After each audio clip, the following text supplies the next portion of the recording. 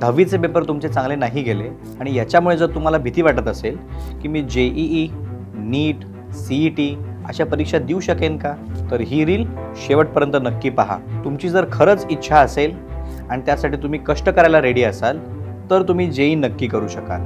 पण या 3 गोष्टी तुम्ही नक्की लक्षात ठेवा. हे बघ, तू खूप अभ्यास करशील, खूप मेहनत करशील, पण तरीसुद्धा अपयश हे येऊच शकतं. त्या अपयशाला जिद्दीने सामोरं जाण्याची शक्ती ठेव. सेकंड, तुझा बॅकअप प्लॅन हा नेहमी रेडी ठेव. जर का तू JEEचा अभ्यास करतोयस तर त्याच्यासोबत CET सुद्धा तयारी ही साईड बाय साईड सुरू ठेव की जेणेकरून तुझ्याकडे एक बॅकअप ऑप्शन रेडी राहील. Third and most important, standard 10thमध्ये ज्या तुम्ही चुका केल्या आहेत त्या आयडेंटिफाय करा आणि रेक्टिफाय करा.